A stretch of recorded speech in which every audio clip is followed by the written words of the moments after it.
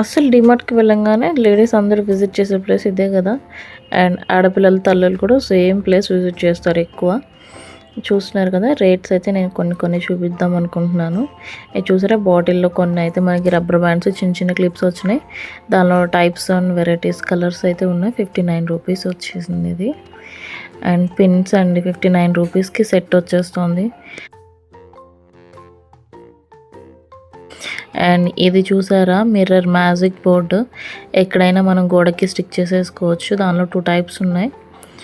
And ఇది ఒక్కొక్కటి 49, 59, 64 and ఇది వచ్చేసేసి మనకి 69 రూపీస్ పడుతుంది. చాలా బాగుంది ఇది.